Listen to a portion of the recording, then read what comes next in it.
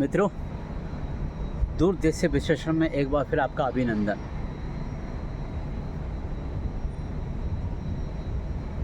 पिछले 70 से 75 सालों की भारत की राजनीति की दिशा और दशा और नीति और नियत को देख के एक कहावत याद आती है मुझे।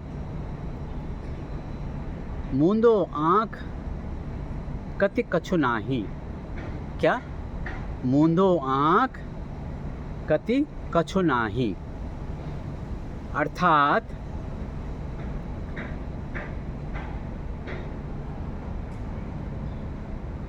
समाज में, देश में अगर कहीं पे कुछ गलत हो रहा है जिसके कारण सामाजिक असंतुलन, सामाजिक समरसता में विभिन्नता और देश की एकता में कुछ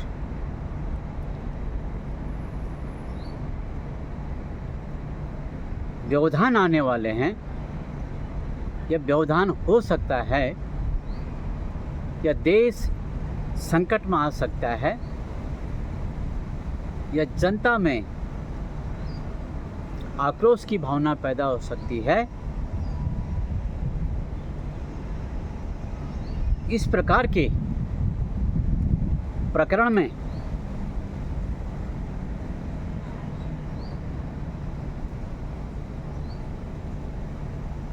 या तो इनकी भूमिका रही होती है और कहीं न कहीं ये उसमें भागीदार होते हैं, और इसीलिए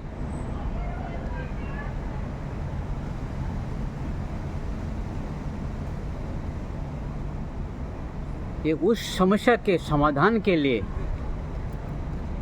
इनमें निर्णय लेने की क्षमता होती भी है और नहीं भी होती है।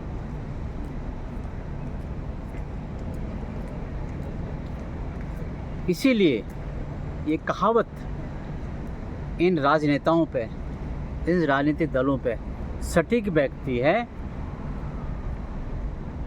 कि मूंदो आँख कति कछु नाही। ये कहते हैं कहीं कुछ नहीं हो रहा है, और उसके पीछे एक ही कारण है। यदि ये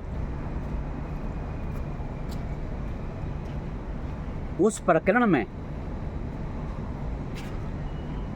कहीं रोक टोक करते हैं तो वोट बैंक खिसक जाता था, या खिसकने का डर होता है। अब आप कहोगे वोट बैंक खिसेगा तो क्या होगा? होगा यूँ कि जब वोट बैंक ही नहीं रहेगा तो सत्ता में कैसे ये भागीदार बनेंगे, और जब सत्ता में भागीदार नहीं बनेंगे तो इनके जो वफादार हैं इनका भला कैसे करेंगे, और साथ ही साथ अपनी भी तो भविष्य की इनको चिंता होती है। उस भविष्य की चिंता को देखते हुए ये लोग आंखें मूंद देते थे कि जो हो रहा है चलने दो, इसमें हमारा क्या, जब हमारा वक्त आएगा हम तब देखेंगे, नहीं तो जलने दो ना। समाज गलत रास्ते पे जा रहा है, देश गलत दिशा में जा रहा है, अपराध बढ़ रहे हैं, संतुलन बिगड़ रहा है, लेकिन इनको काहे को चिंता। अच्छा, मजे की बात एक और है। क्या? इनके अपने ही दल में इनके खास अपने सहयोगी जो ये समझ रखते हैं कि ये जो घटनाएं घट रही हैं, ये दीर्घकालिक परिणाम इसके अच्छे नहीं होंगे देश हित में, समाज के हित में, या किसी के हित में,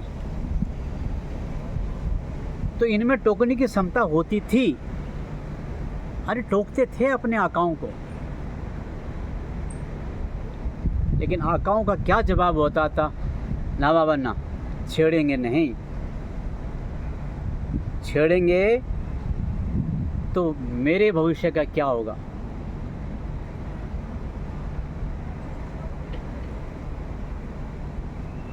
ये इनको चिंता सताती थी, और ये जायज़ भी है। सत्ता का लोभ और लालच एक ऐसी व्यवस्था बना देती है इंसान के लिए, वो अपने बारे में तो सोचता है, वो अपने परिवार के बारे में भी सोचता है।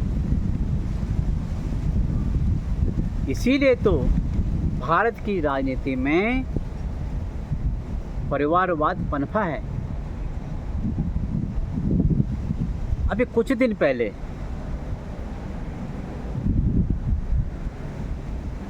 सदन में एक नेता ने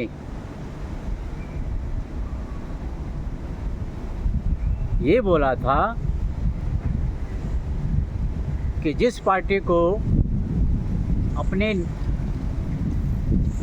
पार्टी के अध्यक्ष चुनने में इतने दिन लग रहे हैं, तो देश के लिए क्या ही करेगी।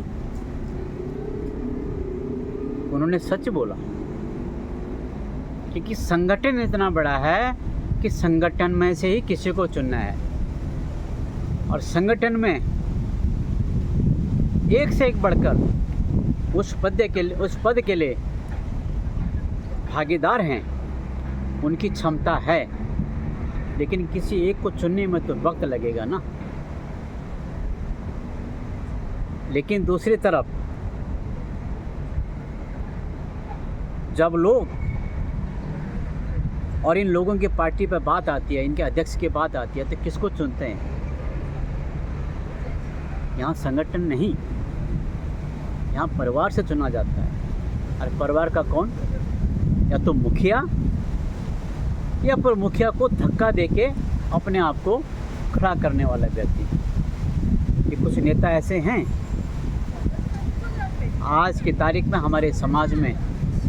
आपको इतिहास के पन्ने पलटने चाहिए।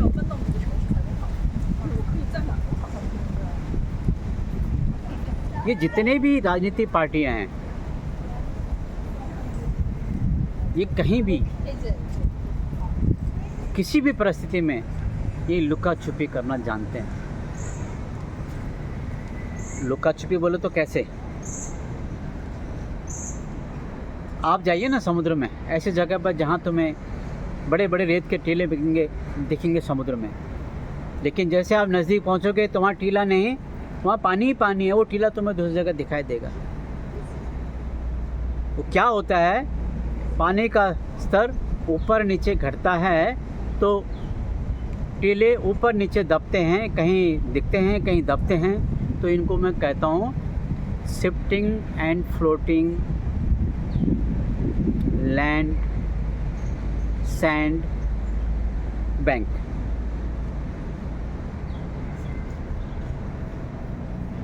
इतने दल हैं जो ये राजनीतिक पार्टियां, इनका भी यही हाल है।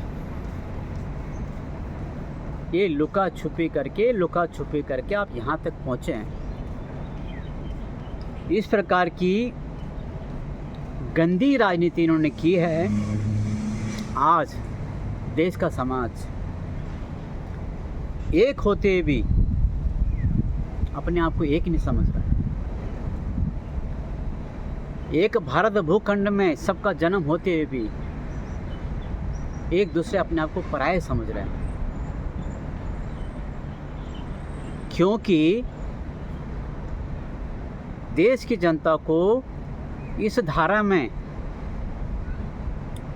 लाने के लिए कहीं न कहीं इनकी सोच और समझ, इनकी नीति और नियत का बहुत बड़ा योगदान रहा। अब वक्त आ गया है भारत जैसे अखंड देश को एक ऐसे प्रशासक और राजनेता की आवश्यकता है जो संविधान के दायरे में रह के देश के हित में, समाज के हित में कठोर से कठोर, सख्त से सख्त निर्णय ले, और वो ले भी रहा है और लेना भी चाहिए। हाँ, जब आपकी थाली में रोजाना खीर हो और एक दिन खीर की जगह कुछ मिर्च मसाला या कड़वा हो, तो सवाल तो बनता है ना कि ऐसा क्यों? इतने सालों से मैं खीर खा रहा हूँ, मुझे खीर ही चाहिए। अरे भैया, खीर खा रहा था वो किसी कारणवश, किसी परिस्थितियों बस। आज परिस्थितियां बदल गई हैं। अच्छा, बदला कुछ नहीं,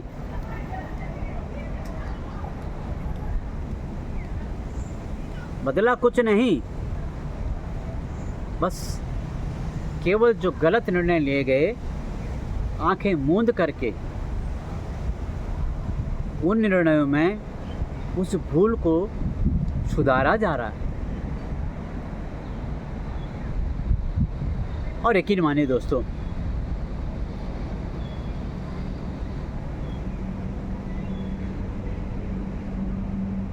शरीर की बीमारी ठीक होने में वक्त तो लगेगा, दवाइयाँ खानी पड़ेंगी, साइड इफ़ेक्ट भी होंगे, लेकिन एक दिन ऐसा आता है जब शरीर स्वस्थ हो जाता है, तब आप सब मानने को तैयार हो जाते हैं।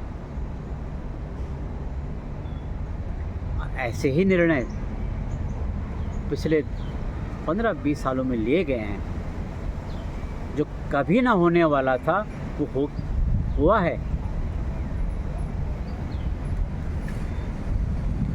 और जनता समझ भी चुकी है कि ये असली स्वरूप है हमारे देश का, ये असली स्वरूप था हमारे समाज का। अब उसी धारा में सब आना चाहते हैं, लेकिन अभी भी कुछ लोग इसमें भी अपनी राजनीति ढूंढ रहे हैं।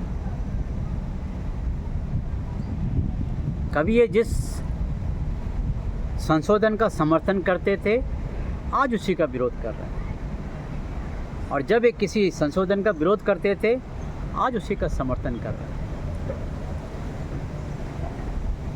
आखिर ऐसी क्या मजबूरी होती है इन राजनीतिक पार्टियों की कि इनको आंखें मूंदने पड़ते हैं? एक ही मजबूरी है, सत्ता में निरंतरता, सत्ता में बने रहना, अपने आप को सर्वोपरि समझना और राजा बनना, और बाकी प्रजा। ये लोकतंत्र में नहीं चलता। लोकतंत्र बोले तो तराजू, तराजू बोले तो संतुलन को मापने का एक साधन। विकास हो तो सबका हो, न्याय मिलो तो सबको मिले, कल्याण हो सबका हो। एक का ही कल्याण, एक की तरफ विकास, ये नामंजूर है जनता को। इसलिए मित्रों, जब भी 5 साल बाद या बीच में कभी भी चुनाव का माहौल बनता है,